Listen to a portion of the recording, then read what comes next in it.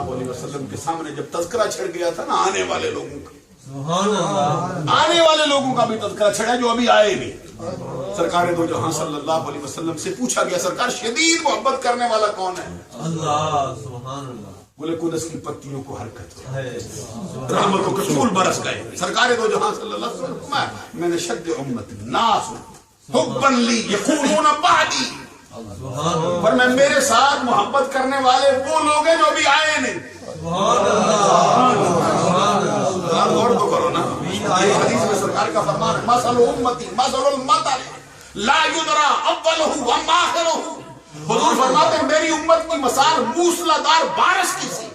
تیز برسنے والی بارش کی سی ہے، معلوم نہیں ہوتا اس کا اول بہتر ہے اس کا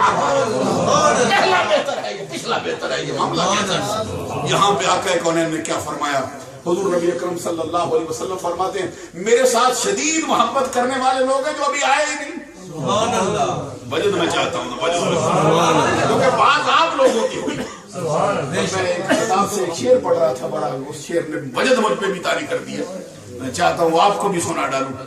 وہ کہتے ہیں کہ کیوں نہ مر جانے کی حسرت مرغ بسمل میں رہے، کیوں نہ مر جانے کی حسرت مرغ بسمل میں رہے، میں نہ ہوں اور ذکر میرا تیری محفل میں رہے۔ جن کا تذکرہ مصطفیٰ کی زبان پہ خود آیا بیٹھا، ابھی قوم آئی نہیں، مصطفیٰ خود کہتے ہیں شدید محبت کرنے والے لوگ ابھی آئے نہیں آ رہے۔ فرمایا نشانی کیا ہے؟ سرکار فرماتے ہیں یود احدہم لو رآنی بأہلہ ومالہ،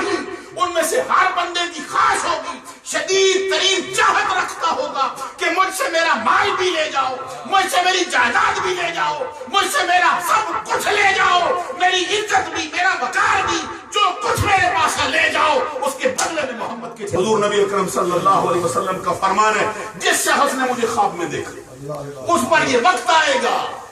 من رآنی فی المنام فسیرانی فی الیقظہ۔ اور علماء سے پوچھ لو کہ یہ فعل مضارع کے اوپر سین آتا ہے، یہ اس کی علامت ہے، یہ جو فعل کی علامت ہے نا 8، ان میں سے ایک علامت ہے اس کے اوپر سین آتا ہے۔ سوفا بھی آتا ہے، سوفا بھی قریب کے لیے آتا ہے، جس میں ثم کلا سوف تعلمون، ثم کلا سوف تعلمون، یہ سوفا بھی قریب کے معنوں میں آتا ہے لیکن تھوڑے وقفے کے بعد۔ تو جب سین لایا جائے بالکل قریب کے لیے ہوتا ہے، تو سرکار دو جہاں صلی اللہ علیہ وسلم نے آپ فرمایا